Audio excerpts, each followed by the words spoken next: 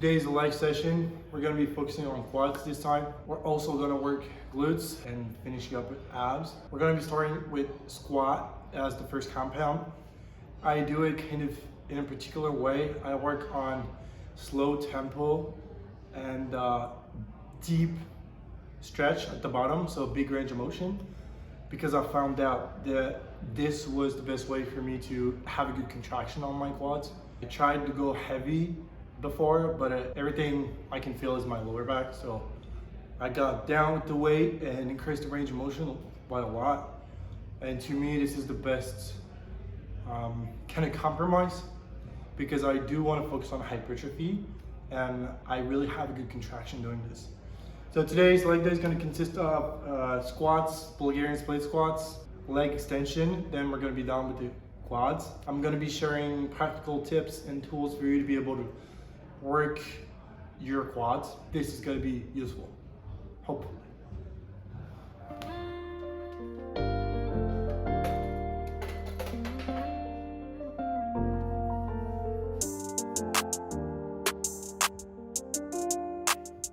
So a lot of people go really heavy when they're doing legs, especially quads. You can see them like pressing 1,000 pounds, but I don't think it's necessary. Well, it is necessary to lift a lot of weight, but I'd much rather focus on the contraction that I get and the isolation work, even when I'm working my quads. So for example, I'm doing my squat very deep and I have a tendency to engage my glutes at the bottom, but I kind of suppress that glute contraction to put all of the pressure onto my quads. I feel like this is working a lot and my legs have been growing. But yeah, I'm thinking about this. If you have a hard time training legs and you always feel dizzy at the end because it's just like you're putting that much weight and pressure onto your body, which I've felt in the past, I felt like that. Just try and lower the weight just a tiny bit and go for more range of motion, slower tempo, focusing on the contraction. And I can guarantee that it's gonna be day and night, and you're probably gonna be tempted to stick with that instead of just mindlessly lifting the weight just for it to be heavy.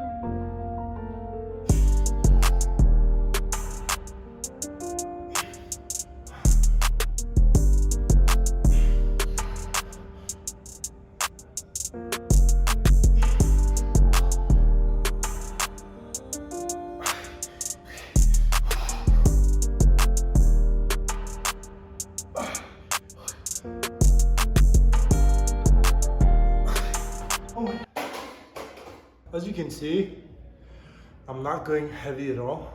I have one plate, I'm squatting one plate. But the range of motion and the tempo is just, it's crazy, because my quads, they don't even have 1 second to recover. Like the tension is just linear. So the time under tension is crazy. They don't have any rest because I'm not locking my knees at the top. I'm also not locking my waist at the top from rep 1 to rep 12. Constant tension onto my quads. And worse than that, at the bottom, I even do like a quick pause, just to get the elastic band that I would get from bouncing at the bottom. There's none of it. There's none energy transferred whatsoever from the eccentric part. So when I'm going down, I'm just stopping at the bottom. So it's like starting from 100% inertia one more set, and then I'm gonna move on to Bulgarian split squats.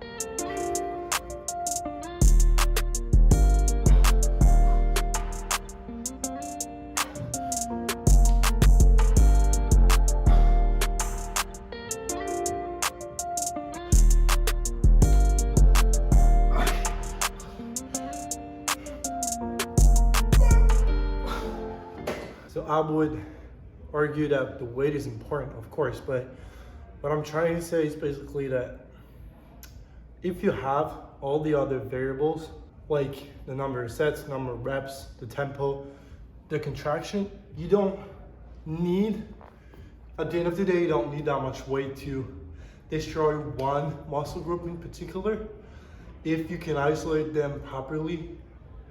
So that's why I'm not going really heavy, even if I'm doing quads, because I get that crazy contraction with one plate, and it's just like, yes, for sure, could go heavier, but the quality of my reps wouldn't be the same. And ultimately, I think that leads to more growth because it's more specific and targeted and controlled. So.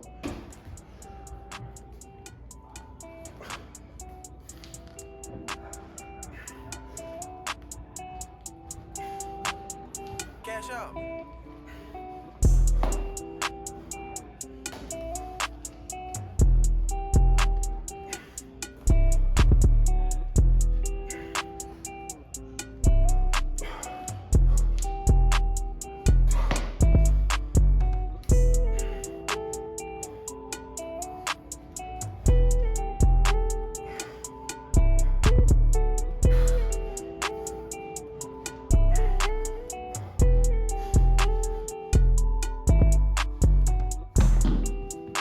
Well, this was shit.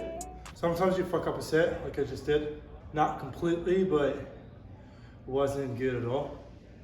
And the worst is that it's when it's your first set, because it kind of sets the rhythm for the sets that are following. Whenever that happens, you still want to push through, even if you feel like, oh, I fucked one set up.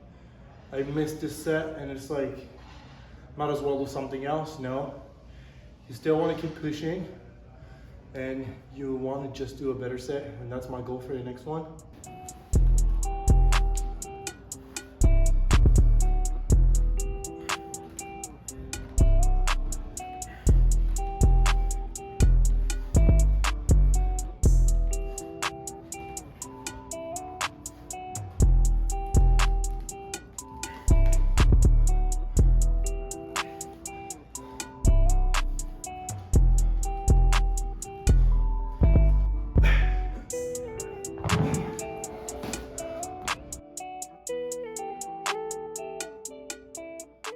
I'm sweating like crazy. I really do not feel good whenever I'm doing legs. Correction, whenever I'm doing quads. It's just like, it is costing me so much life energy, you know? So I'm gonna finish that up. Then I'm gonna do leg extension.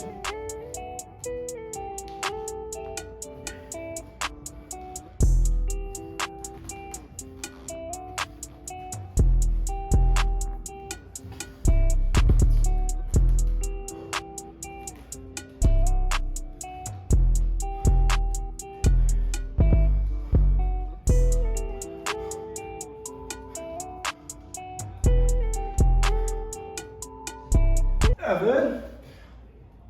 8. Oh my God.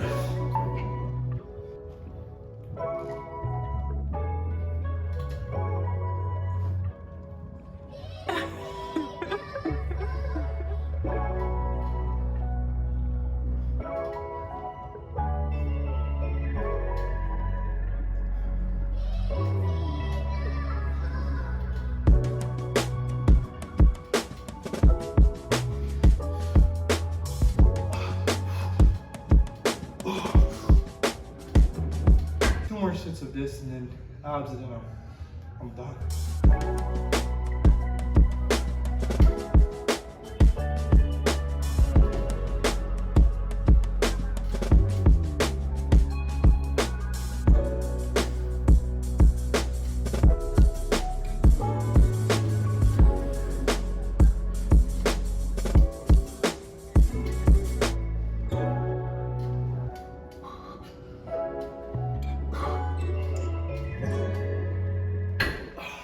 first set. I'm going high in reps. Usually whenever I'm doing abs, don't have that good stimulus. So a lot more reps because I need to be able to have more opportunity to and engage with the best contraction that I can produce.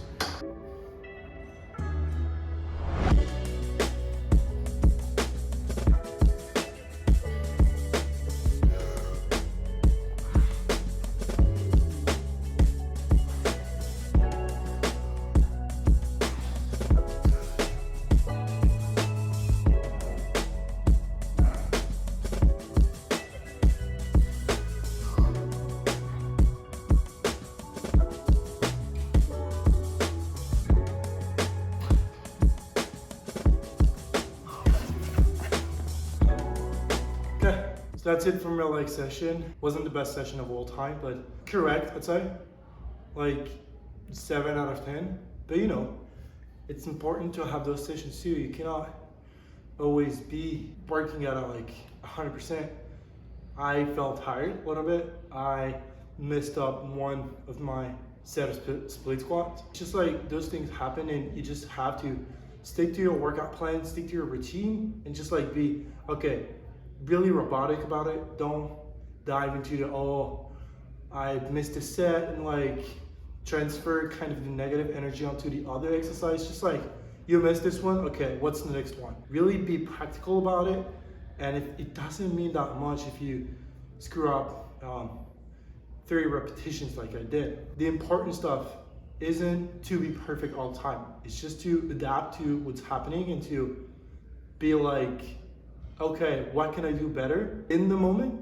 And then after that, kind of when you unwind and you look back at it, what was the problem? What did I miss that set? And I'm like, or that session or that week. Sometimes you miss a week of training, not because you don't go to the gym, because you go to the gym and you feel like sluggish and the weight is way too heavy, and it's just like there's something abnormal to that. Like it doesn't feel the way it's supposed to be. And when that happens, either it means that you're probably exhausted and then you need a week of deload. Second, that there's something happening in your life that is very stressful and that's blocking your mind from focusing on what you're doing. Or could be that, you know, it just happens. But when it happens repeatedly, that's when your body and mind are telling you that there's something wrong and that you need to fix it. Otherwise, you're gonna see the repercussions in your training for sure. Stop avoiding it, and 80% of the time too, like in my case, it wasn't about the training. It was about something else. Yeah, but that's it for today. I hope you guys enjoyed it. You might want to check the description below because I got the link for my cohort and it's gonna be launching soon. So check that out. And as always, I hope this helps. Just trust the process.